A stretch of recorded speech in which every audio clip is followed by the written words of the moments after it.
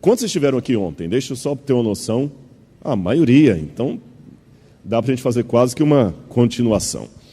No nosso diálogo de hoje, na nossa conversa, e eu quero cumprimentar também a você que está em casa, não esqueci de você não.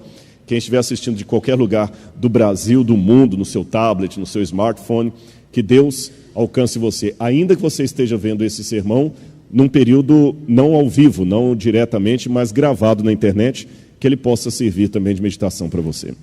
Hoje eu quero dialogar um pouco com vocês a respeito de um livro da Bíblia muito complicado.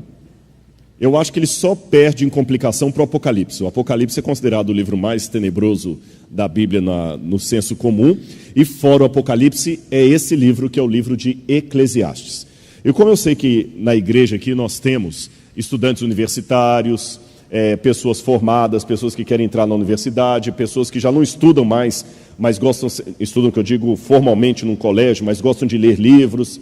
Como eu sei que a mídia hoje aí tem uma grande gama de filósofos tendo o seu canal no YouTube ali, eu resolvi falar um pouquinho de Bíblia e filosofia com vocês, comparando, pode colocar já o PowerPoint, o livro do Eclesiastes e os chamados filósofos do pessimismo.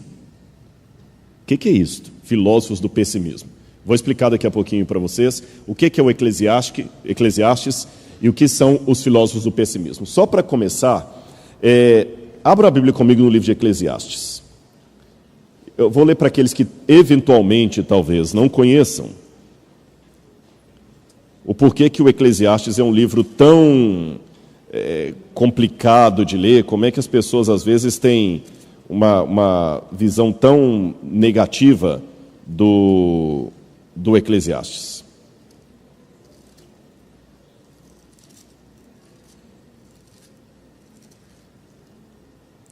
Olha o que ele diz aqui, por exemplo, Eclesiastes, capítulo 4, versículo 1. Diz assim: Vi todas as opressões que se fazem debaixo do sol. Vi as lágrimas dos que foram oprimidos, sem que ninguém os consolasse. Vi a violência na mão dos opressores, sem que ninguém consolasse os oprimidos. Pelo que tenho por mais felizes os que já morreram, mais do que os que ainda vivem. Olha bem, são mais felizes os que morreram dos que os que ainda vivem. Poxa, que livro é esse? Parece que é um convite ao suicídio. Uma vez alguém até falou, essa história que eu vou contar, às vezes ela é atribuída a Kafka, que é um escritor alemão muito famoso, também é um filósofo pessimista, às vezes é colocada ao Eclesiastes. Que um jovem uma vez chegou para um teólogo e falou assim: olha, eu estou lendo o livro do Eclesiastes e não estou entendendo. Aí o teólogo falou com ele: ainda bem que você não está entendendo, se estivesse você suicidaria. Que é um livro pessimista. Melhor é a casa onde tem luto do que a casa onde tem banquete. Tudo é vaidade. Que livro pessimista. É tão pessimista o Eclesiastes, que eu não sei se os irmãos sabem disso, os judeus custaram a aceitar o Eclesiastes no cânon da Bíblia Sagrada Judaica. E os cristãos também tiveram severas restrições. Por pouco, o livro de Eclesiastes não faria parte da nossa Bíblia. E os filósofos pessimistas, o que são eles? Filósofo pessimista é um termo técnico, ou filósofos trágicos, que se dá para um grupo de filósofos que, a maioria deles ateus ou céticos, que escreveram com tanto pessimismo sobre a vida, que quem estuda filosofia já sabe, esse aqui é um filósofo trágico. Os dois paladinos dos filósofos pessimistas são Nietzsche e Schopenhauer. Eu sou fascinado pelos filósofos pessimistas. E como eu falei ontem, saúde para quem espirrou. Não era para você. É melhor falar saúde. Sabe de onde que vem esse negócio de saúde? Você vê como é que a gente pega. Na Idade Média acreditava-se que quando a pessoa espirrava, a alma saía pela boca. Então, se ela saúde para a alma voltar. Então, vê se a alma voltou, viu, Ana? Não deixa no chão aí, não. Bom, mas voltando ao que eu estava dizendo para vocês, eu sou apaixonado por ler filósofos pessimistas. E eu sei que muitos que estão talvez assistindo em casa essa minha palestra, ou visitantes que vieram aqui, até os membros da igreja, se surpreendem, porque você nunca imagina que um pregador numa igreja vai falar para todo mundo que ele é fã de ler Nietzsche. E corre até o risco de alguém mais conservador falar assim, tem que cortar esse camarada do quadro de pregadores da igreja. Como é que ele vai à frente e fala que gosta de ler um filósofo ateu? Mas eu falo com você porque, em primeiro lugar, que a própria Bíblia fala que a gente tem que examinar tudo e reter o que é bom. Eu acho que é um grande salto de qualidade intelectual você saber o que você concorda e o que você discorda no autor e saber separar. Acho que isso é o melhor. Isso que é o inteligente. Não é pegar a parte pelo todo ou ignorar a parte pelo todo. Há pessoas que, por causa do preconceito, jogam fora a bacia, o menino e a água suja junto. Joga fora só a água suja, guarda a bacia e o menino, que você vai precisar deles depois. Não joga tudo pela janela. Ou também não caia na simplicidade de pegar o pacote pelo todo. Ah, que legal, eu gosto de pão de queijo, você também gosta de pão de queijo, então eu sou igualzinho você. Não. Ele tem gostos diferentes, de repente ele não torce pelo mesmo time que eu, ele tem uma preferência política diferente da minha. Entendem a questão? Eu acho que você tem que saber fazer isso. Segundo, eu admiro a sinceridade de alguém que discorda de mim. Eu vivo num mundo que eu aprendi a viver com diferenças de opinião. O que eu não suporto, o que eu tenho ojeriza, é quando a pessoa não sabe defender com educação o que ele pensa. Ele defende com agressividade, ele defende com arrogância. É igual os haters da internet, aquele pessoal que qualquer coisa que você coloca lá, você é safado, é sem vergonha. Um dia desse eu gravei um vídeo em Israel, alguém colocou lá assim, é mentira, esses pastores estão querendo dinheiro de vocês. Ele fez isso num estúdio, escondido. Gente, eu estava lá em Israel com a equipe. Um fala que eu fui para lá com o dinheiro da igreja, bancando para eu ter férias. Outro acha que eu fiz num estúdio para enganar os irmãos. Então, quer dizer, sempre tem gente querendo ser um hater. Esses eu não tenho muita paciência com eles. Mas quando a pessoa discorda de mim, mas de maneira educada, somos simpáticos. E a terceira razão porque eu gosto dos filósofos pessimistas é porque eles foram, para mim, os mais honestos. Desculpem os que pensam diferente. Nietzsche e outros mais foram os mais honestos em mostrar para o mundo o que é a filosofia ateísta. Porque tem muito ateu que acha que você pode ser ateu e mesmo assim ser uma pessoa bem resolvida em todos os sentidos. E quando eu leio o Schopenhauer, ele fala assim, olha, eu sou ateu convicto e digo, sem Deus o mundo é uma desgraça. Porque a maioria pensa diferente. Falei alguma besteira aqui? Não, né? É porque eu vi uma reação ali. As pessoas pensam diferente, que o mundo é melhor sem esse negócio de Deus, sem esse negócio de religião. Eles falam, não, eu não sou religioso, sou ateu, mas eu admito, eu queria acreditar. Então eu vou fazer uma comparação entre o pessimismo do livro de Eclesiastes, o pessimismo de alguns filósofos, vou pontuar só Nietzsche e Schopenhauer, porque se eu fosse trabalhar todos aqui, mesmo Nietzsche e Schopenhauer, se isso aqui for para alguém que é especialista em ambos, por favor, lembre-se que eu estou numa igreja, numa pregação, não estou numa tese doutoral, que eu vou dissecar o autor e fazer uma exegese dele, uma hermenêutica dele, eu vou citar alguns pequenos pontos, e mesmo quem é especialista em Nietzsche, alguém às vezes chega a uma interpretação diferente da outra, eu vou dar a minha. Tipo, eu falo assim, olha, eu leio Nietzsche, mas eu não vi desse jeito que você está vendo, não. Isso é normal no mundo da academia. Ficou claro, então? Disto posto, é só para você saber, além de Schopenhauer e Nietzsche, você tem Kierkegaard, que não era ateu, mas também era considerado Søren Kierkegaard, que era um pessimista também. E na perspectiva de Schopenhauer, por exemplo, viver é sofrer com pequenos instantes de felicidade. Você nunca é feliz, dizia Schopenhauer. Você tem pequenos instantes de felicidade. Mas o normal é o sofrimento. Isso leva a considerar que a vida é absurda. Para o filósofo, a vida é dor, efemeridade, miséria. A existência é um completo sem sentido. Stephen Hawking está tentando provar aí que no ateísmo há um sentido para a vida, mas tem outros ateus, como para mim uma envergadura muito maior do que Richard Dawkins, que acham, não, por eu ser ateu, eu digo, a vida não tem sentido. A única salvação do homem é poder esperar o repouso do nada. No romantismo e na transição dos séculos que foram evidentes as correntes do pessimismo, estou falando do final do século XIX, início do século XX, ali, quando Nietzsche passa a transição. Nietzsche morre em 1901, 1902, se eu não me engano, e em 1989, já nas beiras da loucura, é que ele escreveu que Deus morreu e toda aquela interpretação daquilo. O pensamento do vazio, do niilismo e do absurdo é visto não somente em filósofos, mas também em poetas, escritores, músicos. Fernando Pessoa dizia que o ser humano, olha essa frase de Fernando Pessoa: nós somos apenas um cadáver adiado. Chocante, não é? Somos apenas um cadáver adiado. A leitura que o Eclesiastes faz parte, com o pessimismo do Eclesiastes, é chamado na Bíblia de leitura sapiencial. Então, o que eu vou fazer aqui nesse pequeno diálogo? Agora vocês já sabem o que são os filósofos pessimistas, eu já dei o nome de alguns deles. Já ficou claro para todo mundo o que são filósofos pessimistas? É uma corrente filosófica, tá bom? Não é um cara que está de mal com a vida simplesmente, não é uma corrente filosófica. Assim como você tem o existencialismo, você tem várias correntes, você tem aquilo ali. Então, vou pegar os filósofos agora, vou colocar na parede. Vamos conhecer agora essa parte da Bíblia que a gente chama de literatura sapiencial, ou livros de sabedoria, de poesia. A literatura sapiencial é um estilo literário da antiguidade que tem instruções e conselhos práticos para o dia a dia. É um manual de instruções. Sapiencial vem de sabedoria. Tiago, capítulo 1, verso 5, já está o texto lá. Segundo a Bíblia, se alguém tem falta de sabedoria, peça a Deus, e Ele a dará, porque é generoso, e dá com bondade a todos. Se você pedir sabedoria a Deus, Ele vai te dar.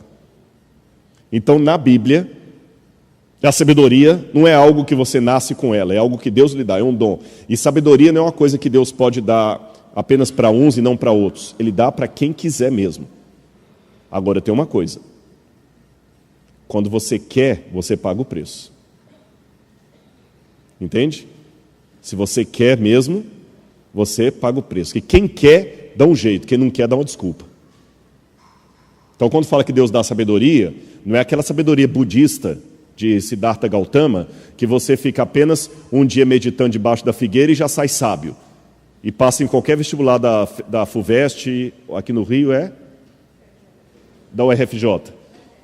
Da RFJ. UFRJ. Hã? Na PUC, qualquer um, né? Qualquer um, né? Seria tão fácil assim, né? Chegar, passa debaixo da figueira, chega lá, já passa o vestibular. Não é assim. Você tem que estudar. Então, Deus vai dar a sabedoria. Qual foi a frase que eu falei? Quem quer, dá um jeito. Quem não quer, dá uma desculpa. Tá bom? Continuando. Deixa eu falar para vocês um pouquinho, então, da sabedoria no Oriente Médio. Que a Bíblia, esse livro que está na minha mão aqui, ele não foi escrito no aterro do Flamengo. Ele não foi escrito em português. Ele foi escrito em aramaico, hebraico e grego. E ele traz, a princípio, uma cosmovisão de um mundo oriental, um mundo diferente do meu. Lá no Oriente Médio, por exemplo, aqui se um rapaz está apaixonado pela moça, não tem flores aqui, ele dá um buquê de flores para ela. Para uma moça do Oriente Médio, um buquê de flores seria ofensivo, porque a flor é o símbolo do que ele sente por ela, e no dia seguinte a flor murcha. Então ele tem que dar uma pedra, que a pedra é eterna. Já viu que judeu, quando morre uma pessoa, ele coloca pedras em cima do túmulo? Então é um outro tipo de cabeça que eles têm. O que é a sabedoria para eles? Bom, em primeiro lugar, eles expressam a sabedoria como sendo a mesma coisa que o humor. Humor, o engraçado, o humor. Qual é a definição oriental de humor? Humor é o óbvio seguido do inesperado. Isso que é o humor. O óbvio seguido do inesperado. Vamos supor que vocês são alunos secundários de uma escola de ensino médio. Tudo adolescente. Adolescente ri de qualquer coisa. E eu sou aquele diretor chato, tipo o diretor Skinner do Simpsons, que ninguém suporta. E eu estou aqui falando e dando uma bronca em todo mundo, daqui a pouquinho eu escorrego, cai sentado no chão com o pé para cima. O que vai acontecer? Todo mundo vai rir. Por que vão rir? Óbvio, seguido do inesperado. Se escorregou, é óbvio que tem que cair, seguido do inesperado. Você nunca esperaria que aquilo iria acontecer. A piada não é justamente isso? O cara começa a contar uma piada. Olha, havia 2 portugueses. Não, isso é lusofobia. Havia 2 japoneses, um chamado Joaquim e outro Manuel.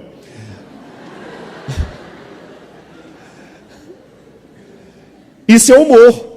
É o óbvio seguido do inesperado. Você nunca espera que a história vai terminar daquele jeito. Entenderam o que é o humor? E o que é a sabedoria? A mesma coisa. É o óbvio seguido do inesperado, aquilo que você nunca espera. Mas é o óbvio. Por que kamikaze usa capacete? Não tem o piloto kamikaze, aquele que vai com o avião lá? Para que ele usa capacete? Você vai morrer. Não é? Querem saber? Ah, não querem não? Então tá bom. Continuando aqui o que eu estava dizendo. Hã? Tá bom. Lembra que o humor e a sabedoria estão ali. O que é sabedoria? O óbvio seguido do inesperado. Se um camarada bater com um avião, o capacete não vai proteger a cabeça dele. Ele não está de moto, ele está de avião. O capacete é para comunicação com a base. Por isso que kamikaze usa capacete. É óbvio ou não é? Mas você esperava que era esta a resposta? O humor e sabedoria. Uma vez um rabino estava com os alunos e perguntou assim: o que vocês preferem? Um cavalo veloz ou um cavalo pangaré quase parando? Todo mundo falou assim: um cavalo veloz. E o senhor, professor? Depende. Depende de quê? Se eu estou do lado certo ou do lado errado da estrada. Se eu estou do lado errado, um cavalo veloz é uma desgraça, porque quando eu vi que estou errado, eu já estou muito longe. O óbvio seguido do inesperado. Agora é interessante que, quando eles iam colocar isso nos textos, principalmente na Bíblia, eles não colocavam em forma de tese, como a gente escreve. Quando eles iam falar uma coisa muito séria, eles usavam a poesia. Olha que interessante. Eu não sei se tem gente da área de letras aqui, mas no Ocidente, no Brasil, a gente pensa em poesia geralmente em romance. No Oriente Médio, a poesia e a música por tabela... Não é para tocar agora. Não é só... A música por tabela não era apenas o lado romântico, que é o que mais desperta, emotivo, era o lado intelectual. Por quê? A poesia e a música que eles colocavam na poesia era a melhor maneira que eles tinham de fazer um auditório que não tinha acesso à literatura decorar a mensagem. Então olha que interessante, se eu estivesse vendo os tempos bíblicos e estivesse dando um sermão para vocês aqui, eu falaria em prosa. Quando eu parasse de falar em prosa e começasse a falar em poesia, na hora, espera aí que isso é importante. Porque começou a falar em poesia. E se aquela poesia fosse cantada, aí que todo mundo prestava atenção, que é algo para você decorar. A maioria das pessoas não sabiam ler nem escrever. Então o acesso que elas tinham informação através da memória. Por isso que os livros de sabedoria eram colocados em forma de música e poesia. E a poesia não era rima nem métrica. Era paralelismo. Era paralelo. Não é batatinha quando nasce e se esparrama pelo chão. Não, mas que é? É isso mesmo, né? Mamãezinha quando dorme põe a mão no coração. É o contrário? Mamãezinha quando esparrama pelo chão põe a batatinha no coração. É mais ou menos isso aí. Entenderam então o ponto? Eles trabalhavam com paralelismo. Bom, eu quero terminar meu sermão aqui 9 horas. Tudo bem? Posso então brincar com vocês um pouquinho de Bíblia? Vamos conhecer a Bíblia? Querem? Porque eu falei dos filósofos pessimistas, vou falar do Eclesiástico, eu vou juntar os dois. Mas como professor eu quero que você saiba bem o que é um e o que é outro. Então vamos brincar um pouco com o texto bíblico? Olha, por exemplo, o Salmo 115, 4 a 7. Isso chama-se elipsis. Salmo, ou elipse. Elipsis é grego. Salmo 115, 4 a 7. A elipsis, eu vou explicar para vocês o que é. É quando eles colocam a música ou a poesia assim. O cachorro e a cadela. O galo e a galinha. O pombo. Aí o que você está esperando? A pomba, mas eu não falo de propósito. O fato de eu não falar produz na sua mente, gente, eu estou falando do Oriente Médio Antigo, não estou falando que esse é o método que se usa hoje. Produz na sua mente uma necessidade de completar a frase. Aquilo ajuda na memorização. E muitos salmos usam essa técnica. Olha esse aqui, por exemplo, do 4 ao 7. Prata e ouro são os ídolos deles, obra das mãos de homens. Tem boca e não falam, tem olhos e não veem, tem ouvidos e não ouvem, tem nariz e não cheiram, tem mãos e não apalpam, pés não andam. Aí fala assim, garganta, som. Aí o tradutor colocou assim, nenhum som sai da garganta. Mas no hebraico está assim, garganta, som. O que está faltando? Tem garganta, mas não tem voz. Ele de propósito não colocou a palavra, chama-se elipse, não colocou de propósito, não é que ele esqueceu que a música ficou incompleta, é porque na hora a pessoa vai fazer e aquilo ajuda a memorizar. O Salmo 51, que é o Salmo de Davi, mostra bem a poesia. Abre a sua Bíblia no Salmo 51. Quando você lê corrente assim, você não vê poesia aqui, mas a poesia hebraica é sempre paralelo de ideias, não é rima. É como se eu falasse assim, a menina era bonita e inteligente, uma garota esperta e charmosa. O que vocês perceberam? A menina era bonita e inteligente, uma garota esperta e charmosa. Eu falei a mesma coisa com palavras diferentes. Menina, garota, bonita, charmosa, esperta, inteligente. Mas assim você decora. Entenderam? Olha o Salmo 51. Compadece-te de mim, ó Deus, segundo a tua benignidade, e segundo a multidão das tuas misericórdias, apaga as minhas transgressões. Lava-me. Vou fazer diferente. Eu vou pegar o Salmo e vou separar uma frase da outra para vocês verem como é que dá direitinho. Vocês conseguem ler ali? Eu peguei o Salmo. Eu só separei os paralelos. Olha como é que é a mesma coisa. Eu vou falar a parte em vermelho, vocês falam a parte em negro, em negrito. E preste atenção se nós não estamos falando da mesma coisa com outras palavras. Compadece de mim, ó Deus, segundo a tua benignidade.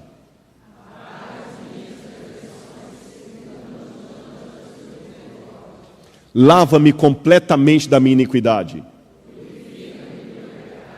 pois eu conheço as minhas transgressões. Contra ti somente pequei, de sorte que és justificado em falares. Eis que eu nasci em iniquidade. Eis que desejas que a verdade esteja no íntimo. Purifica-me com esopo e ficarei limpo.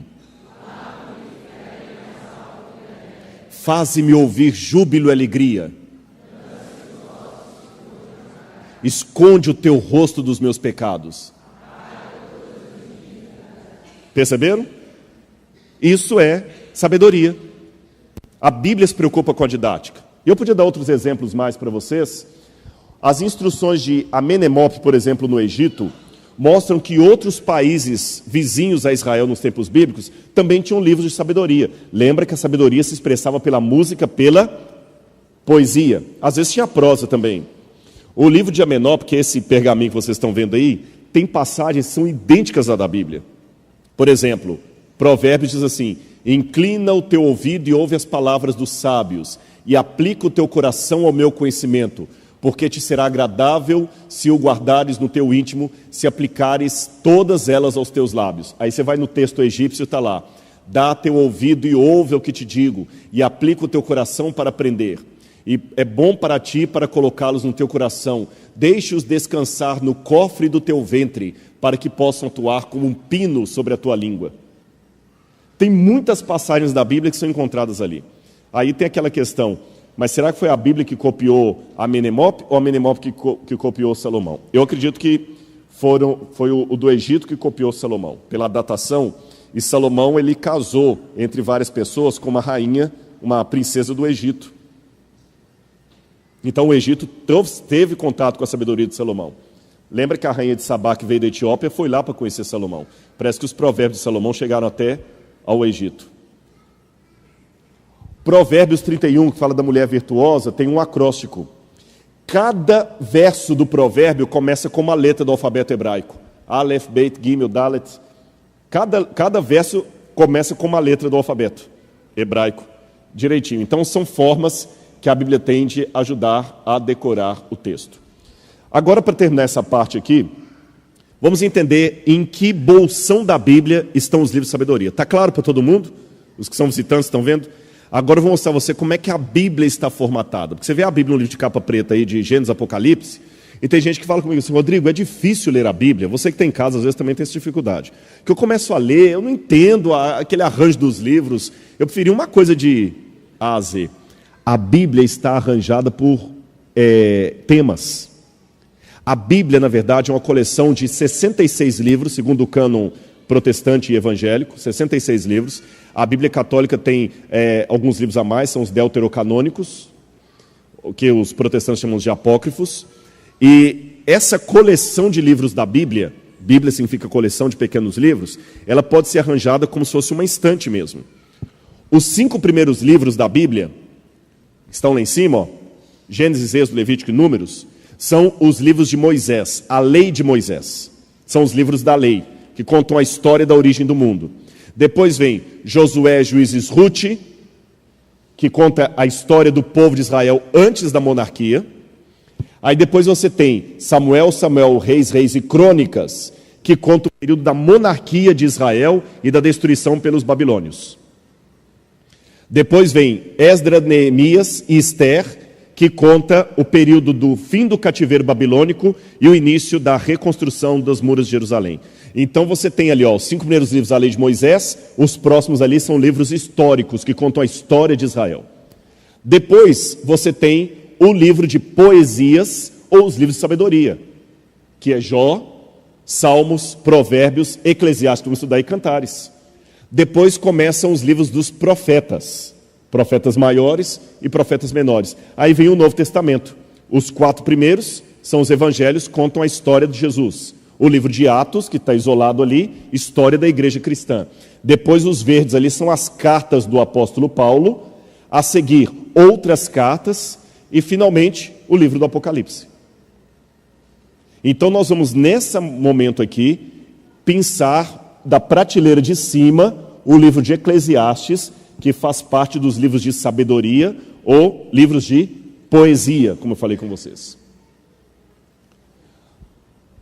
Para recapitular, lembra que a poesia, em hebraico eles chamam de Hokmah, é algo que pode ser procurado, não nasce conosco. É uma habilidade adquirida, é mais do que a coleção de informações diárias. É saber como navegar em meio a estas informações. É a habilidade para tomar decisões corretas. É descobrir o caráter de Deus nas coisas diárias e seguir o seu exemplo, agir como Deus agiria. Essa que é a visão bíblica de sabedoria. Ou seja, segundo a Bíblia, eu estou agora parafraseando, é lógico, estou criando um anacronismo. Informação você pega no Google, sabedoria você busca em Deus. Tá bem? Informação e sabedoria não são sinônimas na Bíblia. E o Eclesiastes, que em hebraico o nome dele é Kohelet, significa o livro do pregador. Kohelet é aquilo que eu estou fazendo aqui. Kohelet é um anunciador, é que fala assim, gente, venham, todo mundo, venha que eu tenho algo muito importante para dizer para vocês, assentem-se, que eu quero conversar com vocês. É o Kohelet, é o pregador, o anunciador. É isso só que eles traduziram por Eclesiastes. Esse nome Eclesiastes é um nome cristão que foi dado para o livro. O autor, provavelmente é Salomão. Alguns pensam que não é Salomão, porque tem algumas expressões no livro que parecem ser posteriores ao tempo de Salomão. É como se a Emília, do Sítio do Capão Amarelo, tivesse um livro falando para o Pedrinho assim, eu vou deletar você do meu livro. Quando Monteiro Lobato escreveu aquilo, não tinha o verbo deletar. Mas isso significa apenas que um editor posterior pode ter feito algum arranjo das palavras de Salomão, juntado. Vocês sabem disso? Então isso acontece. Às vezes alguns livros são compilação, depois que o autor morre que a compilação é feita. Isso é normal. Aqui está a divisão do Eclesiastes, Salomão inicia no capítulo 1 colocando o problema, a mesmice do tempo. Depois do capítulo 1:12 até o 6, ele vai buscar uma solução para o problema do pessimismo. Ele não vai encontrar a solução. No capítulo 7, ele chega à conclusão que aquelas soluções que ele procurou não daram em nada. Então aí no capítulo 11 e 12, ele dá o desfecho final do livro, que é surpreendente. Para lembrar dos filósofos pessimistas, eu digo que do capítulo 1 até o capítulo 11, 90% do texto poderia ser escrito sob a autoria de Nietzsche ou Schopenhauer. 90%, uns 10% ali sai porque ele coloca Deus na jogada. Mas do capítulo 11 e 12 é onde ele vai divorciar, separar desses autores. Valeu a introdução? Vamos fazer agora a comparação dos dois, para ver qual é a novidade bíblica. E até, por favor, faça uma propaganda. Quando você estiver na Universidade Federal do Rio de Janeiro, na PUC, em qualquer lugar, fala assim, olha, professor, o senhor pode ser pessimista, achando que crente não tem cultura, mas pelo menos, eu fui numa igreja lá que o cara pregou e falou de Nietzsche o tempo todo lá. E Schopenhauer, viu? Você pode falar que não tem, mas existe isso. Existe vida inteligente fora da sua sala de aula. Tá bom? Então é bom, gente, sabe? A gente tem que sair um pouquinho da nossa caixinha. O termo-chave que Salomão usa é o termo vaidade. Vamos ler aqui na Bíblia, Eclesiastes, capítulo 1, versículo 2. Abra sua Bíblia aí, Eclesiastes, capítulo 1, versículo 2. Tem uma Bíblia para visitante aí? Hã? Você vai começar. Arruma uma Bíblia de presente. Sabe por quê? E olha, como é que você sabia que eu ia dar uma Bíblia para você? Vamos fazer um trato? Você tem fé? Eu vou te dar uma Bíblia de presente. Não sei daqui eles vão arrumar, não. Agora você viu. Eu vou te dar uma Bíblia de presente. Eu vou assinar essa Bíblia para você. E um dia você vai ficar aqui na frente e vai ler essa Bíblia para todo mundo ver que você aprendeu a ler. Fechado? Como é que é o seu nome? João Victor. João Victor. Sabe o que significa João Victor? João significa dádiva de Deus em hebraico e Victor significa vitorioso. Olha o significado do seu nome, hein? Ó, depois eu vou assinar para você e você tem um desafio. Deus vai te dar o privilégio que um dia você vai, aqui nessa igreja, chegar no púlpito e vai ler um versículo da Bíblia. Tá bom? No final você conversa comigo. Tá bom? De nada. Na verdade, eu fiz caridade com o chapéu dos outros. Abençoei, exatamente. Eu vou. Você quer fazer uma oração comigo? Você acredita? Então vem cá. Vem cá. Sabe por quê? Rapaz, vem cá. Você quer que eu tire o sapato também? Deixa eu falar com você uma coisa. Tem muito, infelizmente, hoje, João Victor, faz de conta que ninguém está ouvindo a gente, não esquece o povo lá. Vou até ficar de costas para eles aqui. Infelizmente, no mundo hoje, existem algumas coisas, mesmo dentro das igrejas, que me chateiam. Às vezes tem preconceito, né? Você está sem graça porque você estava de coisa. Às vezes você chega de terno e gravata, o pessoal te trata de um jeito. Você chega de short assim, te tratam de outro. Eu quero te falar uma coisa que teve um dia, eu tinha 14 anos, que eu não tinha dinheiro para ir pegar o ônibus. Eu ficava esperando alguém me dar o dinheiro para voltar. Eu morava longe para danar. E tinha um dia que uma irmã da igreja não veio, e eu tive que voltar a pé. Teve uma vez que eu passei fome, vendendo livro de porta em porta para fazer faculdade. Uma vez uma mulher, eu bati na porta para vender livro, chama colportagem. Você ouve essa palavra pela primeira vez, você vai ouvir muito essa palavra, colportagem. E uma mulher jogou água em mim. Sai daqui, vagabundo. Eu estava tentando estudar e eu ouvi vagabundo. E na minha casa não tinha apoio nenhum, que era violência doméstica. Eu tenho o meu cóccix quebrado até hoje, ninguém está ouvindo a gente, estou falando com você.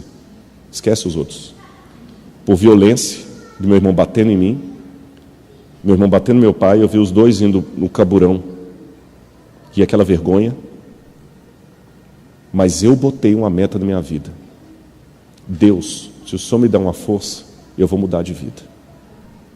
E se Deus te colocou sentado ali, é porque Deus me trouxe aqui, talvez nem foi para falar só para eles, foi para falar para você que Ele tem uma meta para você. Você quer fazer parte do sermão?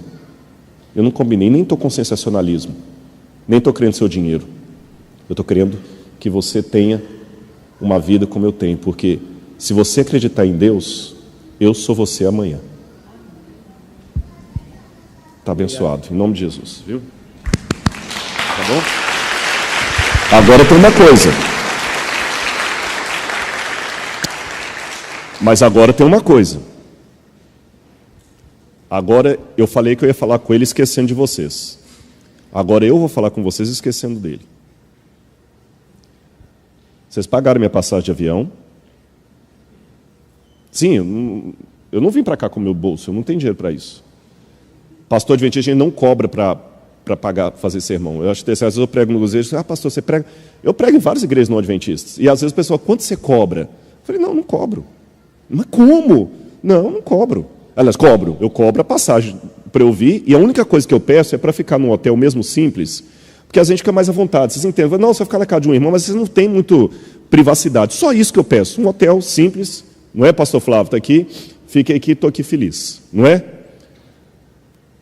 E eu vim com muito prazer, numa agenda apertada.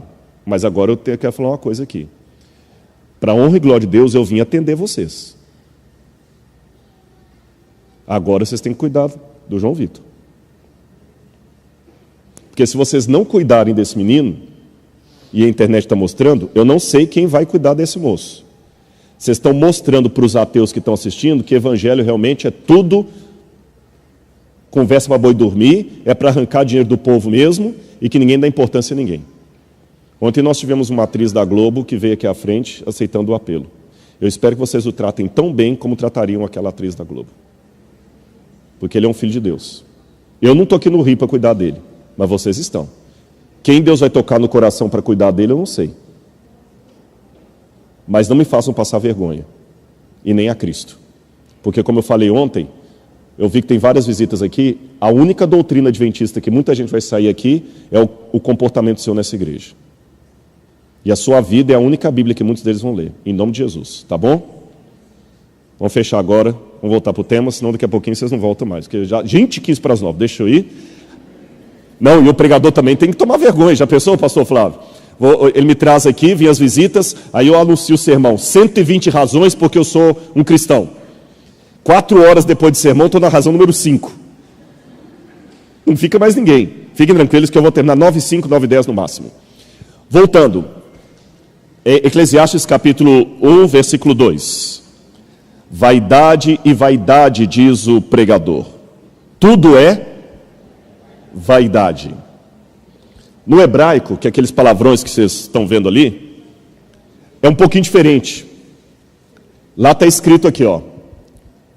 Havel, Havalim. Sopro de sopro. Suspiro de suspiro. Que eles traduziram como vaidade, porque eles traduziram vaidade por causa do latim. Vanitas, vanitam. Vanitum. Vaidade. Mas não é bem vaidade que está no hebraico. Havel é um sopro assim, ó. Sabe quando você está cansado? Isso aqui em hebraico é Havel. Havel, Havalim, o construto. Quer dizer, sopro de sopro, suspiro de suspiro, vapor de vapor. Amor, kohelet. Suspiro de suspiro, diz o pregador. Havel, Havalim. Hakol, Havel. Suspiro de suspiro, diz o pregador. Ou vapor de vapor. Tudo é vapor, tudo é suspiro, tudo passa. É diferente da palavra ruach, que é vento em hebraico. Vento em hebraico é... Mas o Havel é um vento assim. Entenderam agora? Sim ou não? É isso que o Eclesiastes está falando que é a sua vida. Somos um cadáver adiado. Tudo passa. Essa foto aí de Rosa Camfield, uma senhora de 103 anos, que morava em Chandler, no Arizona, e ela tirou uma foto com uma bebê que foi batizada com o nome de Kylie. E eles tiraram a foto da senhora de 103 anos com a menininha. Viralizou essa foto aí na internet. Mas eu quero pegar um outro aspecto dessa foto. Essa senhorinha de 103 anos, que já não consegue mais andar, um dia foi um bebezinho como aquele. Correu, brincou, pulou. E aquele bebezinho, um dia vai ser, se não morrer antes, uma velhinha daquela. Ou seja, aqui eu vou voltar para os filósofos pessimistas. Por mais hoje que você esteja disposto, animado, correndo, pega ônibus, faz esporte, atleta, um dia, mais cedo ou mais tarde, a gravidade vai começar a funcionar. Você vai descobrir a gravidade de Newton, sem precisar estudar física.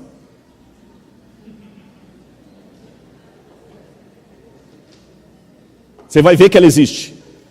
Quando você é jovem, você estuda a física, a gravidade. Quando você é velho, você descobre a gravidade. O corpo vai começar a doer. O cabelo vai ficar mais velho, vai ficar mais em branco. E você vai envelhecer.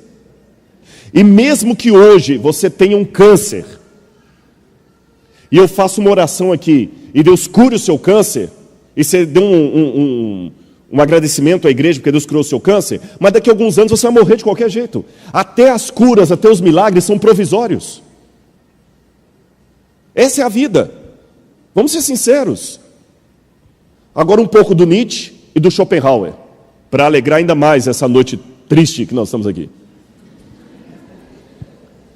Traduzindo um pouco o Schopenhauer, a vida e a morte, o nascer e o morrer, é o maior jogo de dados que conhecemos. Ansiosos, interessados, agitados, assistimos a cada partida da vida, porque a nossos olhos tudo se resume a isso. É partida. Olha para mim aqui. Eu estou representando os filósofos pessimistas e o Eclesiastes. Mais cedo ou mais tarde, você vai enterrar alguém que você ama. Mais cedo ou mais tarde. Ou vai morrer antes deles. Desculpe-me, mas eu estou sendo realista com você. Seu pai, sua mãe, que você ama, um dia você vai enterrar um dos dois. Ou vai ser enterrado por eles. Você está preparado para isso? Não.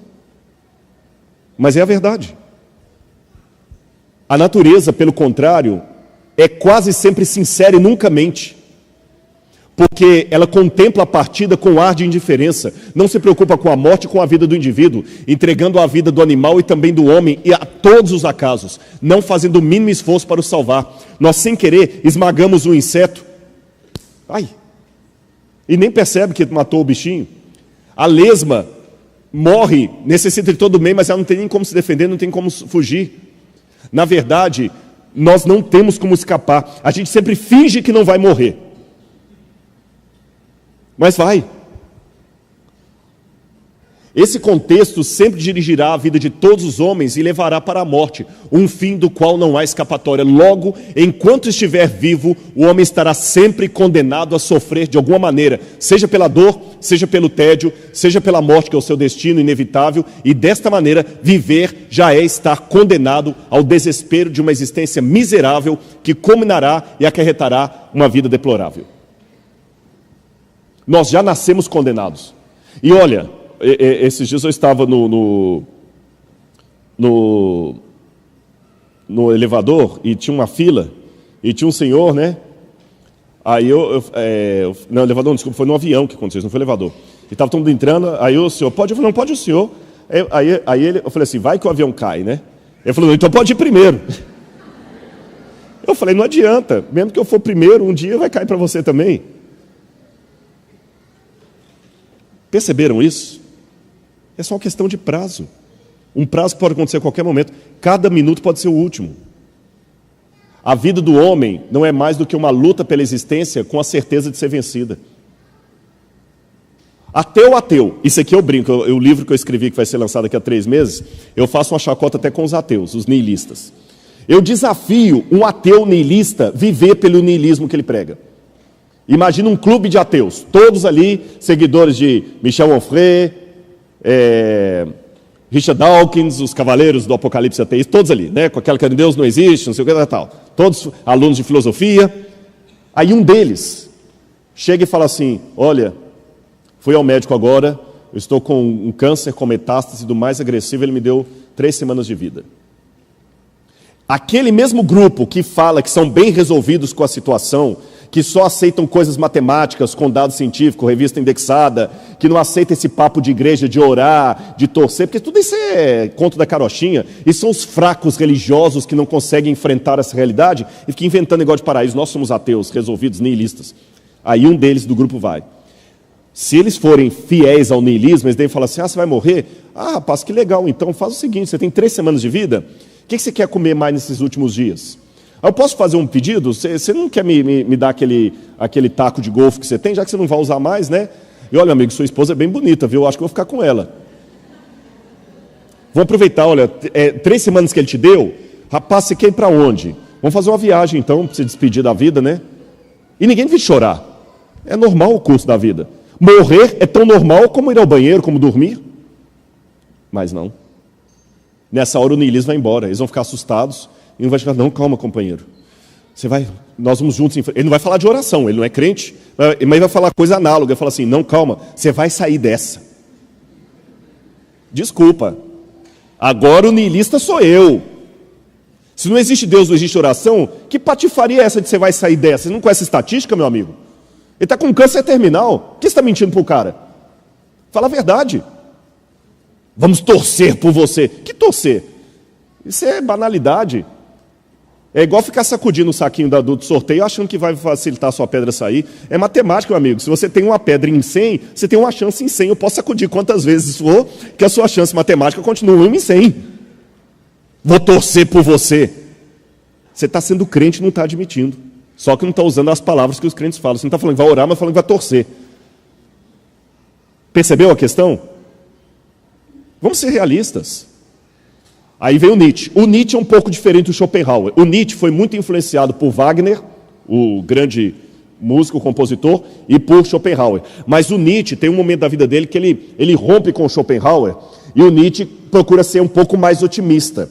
O Schopenhauer foi bem deprê mesmo. Você lê o Schopenhauer, dá vontade de dar um tiro no ouvido. O Schopenhauer fala assim, acabou mesmo. O Nietzsche não. O Nietzsche fala o seguinte, não, pelo contrário. Os homens não têm de fugir da vida como os pessimistas, mas como alegres convidas de um banquete que desejam suas taças novamente cheias e dirão à vida, uma vez mais, temos a arte para não morrer de verdade. A recompensa final dos mortos, dizia Nietzsche, é morrer apenas uma vez.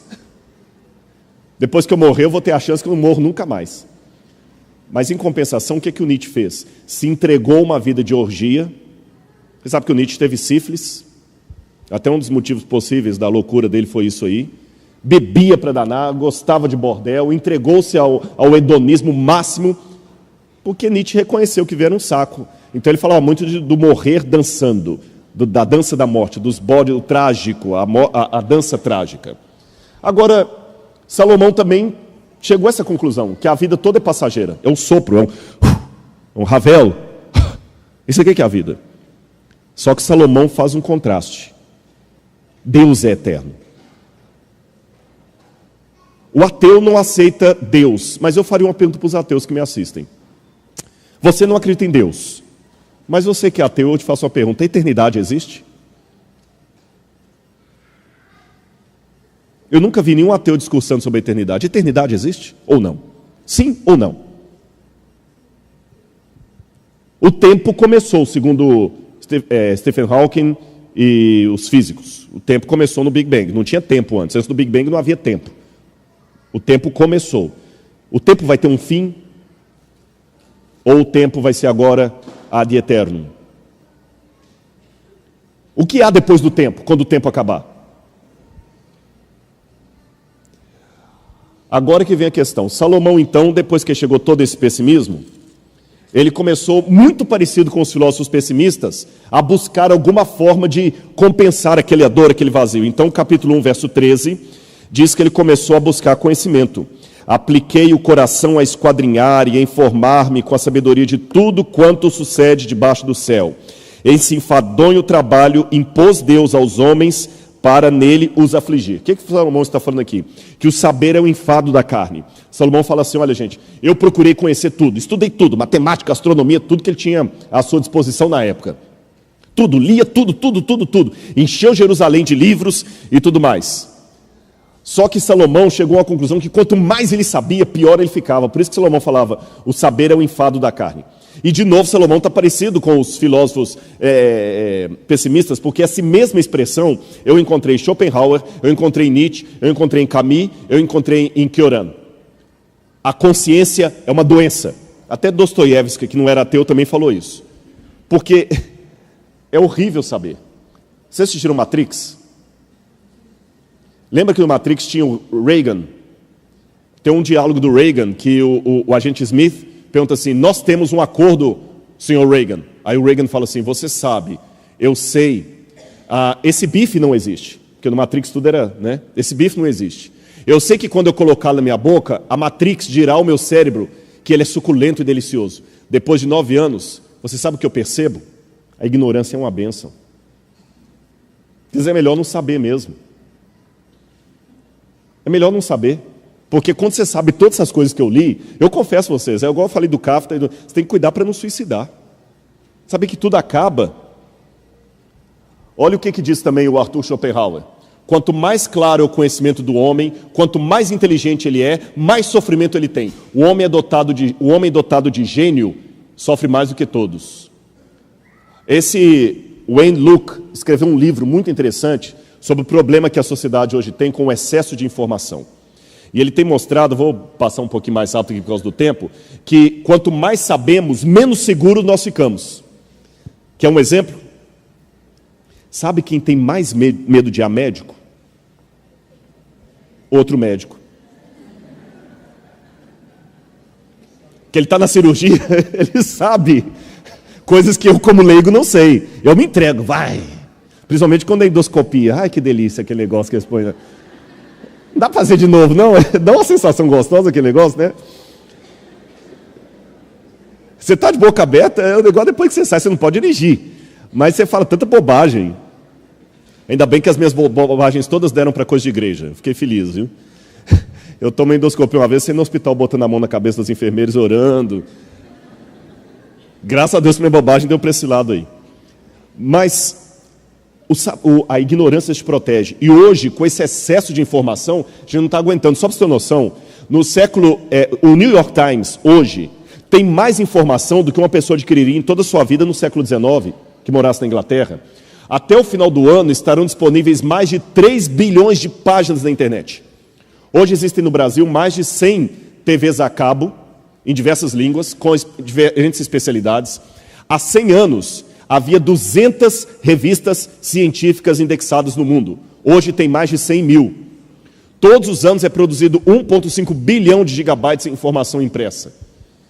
Se essa informação fosse dividida para as pessoas, cada um tinha que ter um computador de 7 computadores pessoais em casa.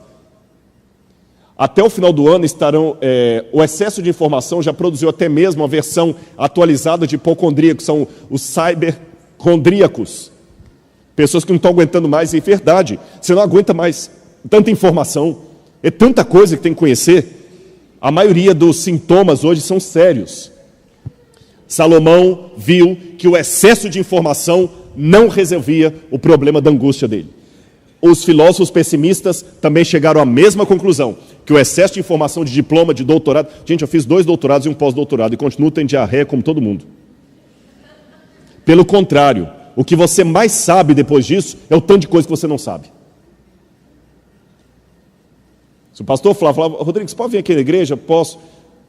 É porque ele já sabe a área que eu falo. Você fala assim, faz um sermão aqui sobre psicologia do adolescente. Fala, não, desculpa, de jeito não atrevo nem a abrir a boca. Você entende a questão?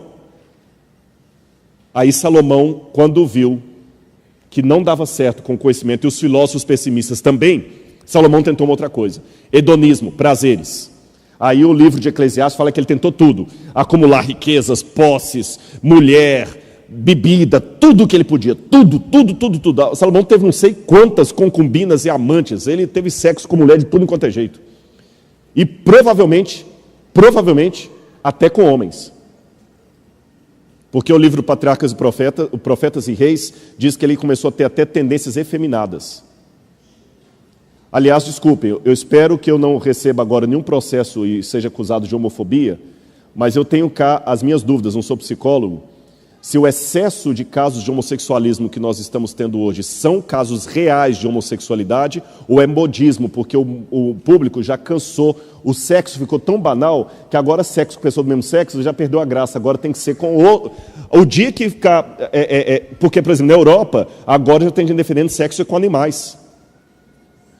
Na Alemanha, agora, recentemente, teve um grupo lá querendo o direito de poder ter casamento com seus animais. Isso aqui não é fake news. Não é fake news.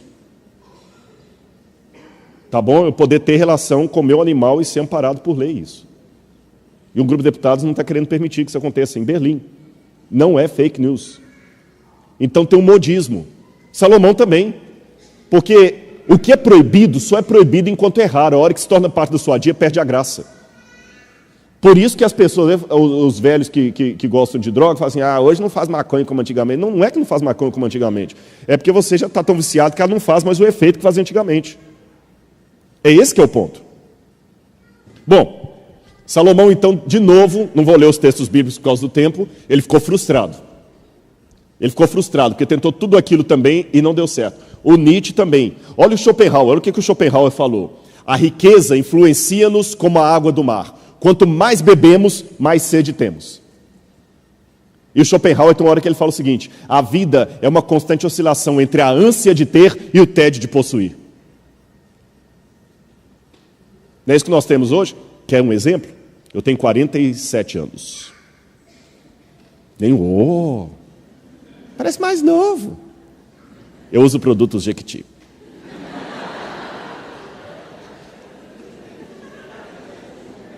Se isso virar meme, eu estou lascado.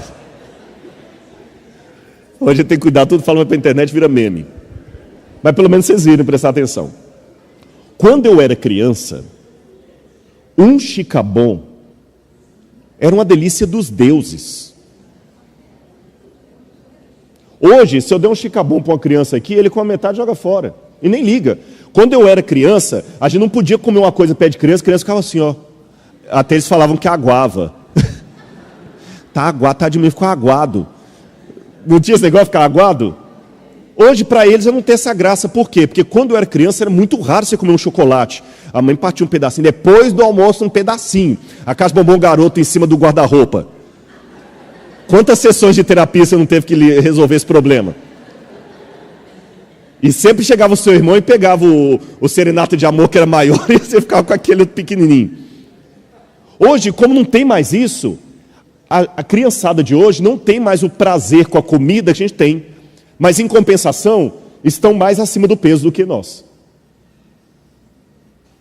Enfado da carne. Enfado dos prazeres. Salomão percebeu isso, Nietzsche também percebeu. Eu falei com vocês que o Nietzsche terminou também frustrado. O dinheiro é bom, mas vocês sabem que tem um limite do dinheiro?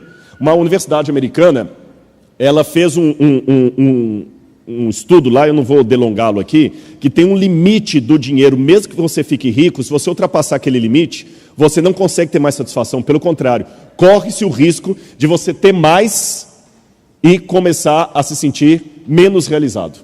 Isso são estudos acadêmicos com revista científica produzida. O estudo mostra que assim que as pessoas atingem certo patamar financeiro, um aumento de renda tende a ser associado a uma satisfação reduzida com a vida e um menor nível de bem-estar. É porque é o seguinte, você ir à loja e querer comprar dois blazers, mas se o dinheiro só dá para levar um que você ficou juntando o mês todo, te dá uma satisfação. Você trouxe um, ficou feliz porque você lutou, você passou o mês todo querendo aquele blazer. E voltou já pensando em juntar dinheiro para comprar o outro. Mas na hora que eu passo a loja, eu posso comprar os 10 blazers, se eu quiser a loja toda, aquele prazer você não tem mais da conquista. É o tédio de possuir. Bom, agora eu termino meu sermão dizendo onde Salomão e os filósofos nihilistas, os filósofos pessimistas, trágicos, se afastam. Que até aqui, se eu ler Salomão, Nietzsche, Kafka e Schopenhauer, eu não vejo muita diferença, a não ser que Salomão fale de Deus, eles não. Agora eles se afastam, sabe por quê? Eclesiastes capítulo 3, versículo 11. Eclesiastes capítulo 3, versículo 11. Salomão admite uma coisa que os outros não admitiram. Tudo fez Deus formoso no seu tempo. Também pôs a eternidade no coração dos homens. A palavra eternidade no hebraico é olam, haolam. O desejo do eterno. E todo ateu há de admitir comigo. Ele pode até não acreditar que Deus exista. Ele pode até acreditar que não tem vida eterna e reino dos céus, mas ele admite que seria tão bom se tivesse. Aliás, uma oração sincera que um ateu pode fazer é: Senhor, que tu existas. Amém. Porque imagina, vou viver para sempre num paraíso, sem enfado, sem briga, sem depressão, sem estresse, sem escândalo, sem mágoa, sem choro, sem lágrima. Gente, só um louco não vai querer um negócio desse. Agora eu pergunto, o livro do Stephen Hawking, Deus, o delírio.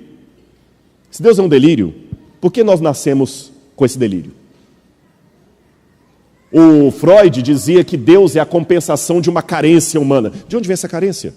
Como é que eu posso desejar algo que não existe? Como é que eu posso sentir falta de algo que eu nunca tive?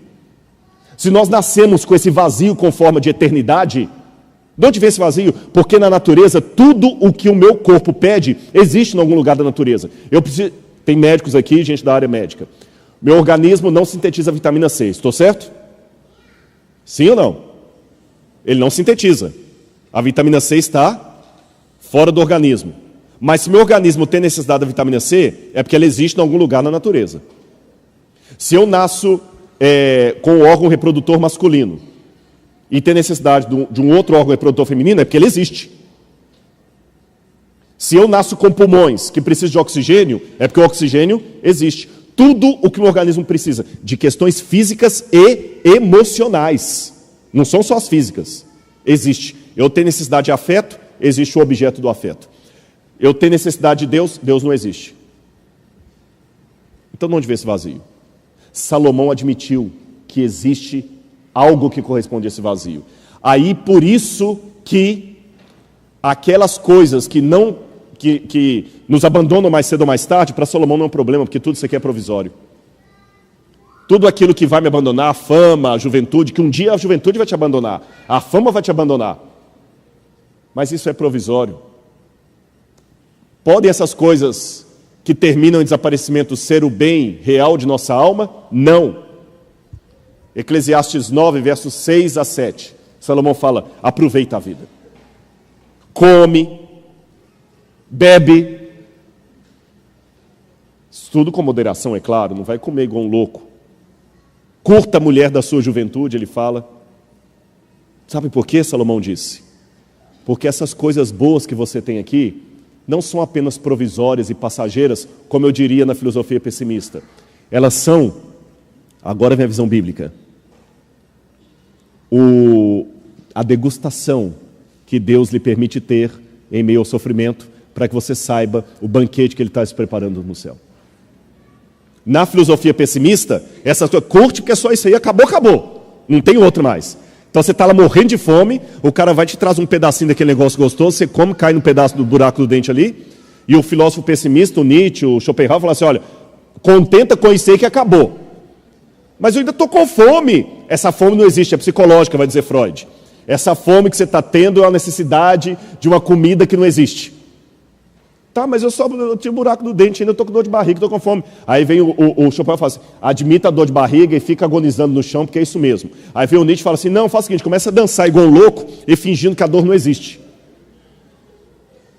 E Salomão fala assim: não, meu amigo, o contrário, discordo deles. Aproveite esse gosto e deseje-o mais, porque ele é apenas uma degustação. O banquete ainda não foi servido. E aí eu termino com uma colocação do Dostoiévski, que Dostoiévski falava uma coisa muito interessante, e com essa eu termino para você em casa pensar. Todos nós somos como pássaros, almejando o voo, as alturas. Mas para você voar, você tem que ter a coragem de ter fé. Porque sabe o que é o voo? É você abrir as suas asas, olhar para baixo, ver a imensidão do vazio e nenhuma corda te segurando. E nós queremos voar. Mas os filósofos ateus, existencialistas, dizem que não existe céu. E nos convencem que a realidade e a vida é só esse planeta aqui mesmo e acabou, that's it. Então você se contenta como um pássaro dentro de uma gaiola. Você quer voar, mas não pode. A gaiola é o lugar onde habitam todas as certezas. Porque ali na gaiola, você não fica mais do que 10 centímetros do fundo da gaiola. Na hora que dá fome, o alpiste é colocado para você ali. E você come o alpiste. E canta uma música que quem está fora pensa até que é bonita, mas é um canto triste de um pássaro preso. Deus colocou a eternidade no seu coração. Deus colocou asas para você voar para o céu.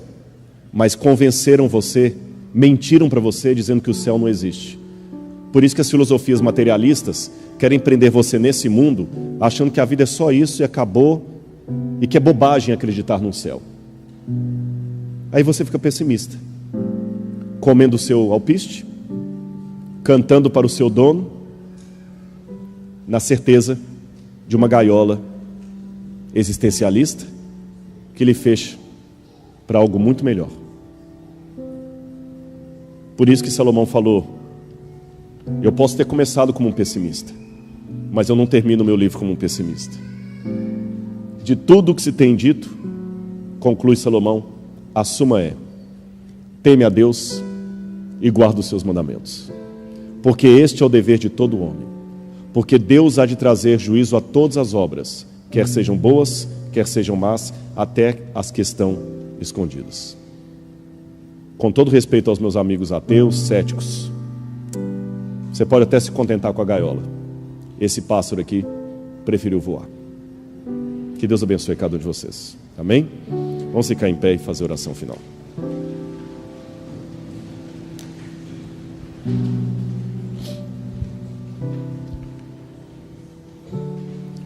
Obrigado, Senhor, por Tua graça, pelo Teu amor. Obrigado pela certeza viva de que nós temos um Deus que nos permite alçar voos e alcançar terrenos muito maiores do que a efemeridade do solo de uma gaiola. Abençoa todos aqui, Senhor, a todos os visitantes que estão conosco, e nessa oração eu coloco de maneira especial o nome do João Victor. Se o Senhor colocou aqui na igreja, o Senhor tem um propósito para a vida dele. E dá-me o privilégio, Senhor, de um dia ouvir a experiência dele e que ele realmente está crescendo nos teus caminhos. Guarda-o de todo mal, Senhor, proteja os caminhos dele e dá-nos a tua paz a cada instante, em nome de Jesus. Amém, Senhor. Deus abençoe a todos vocês. Muito obrigado, viu?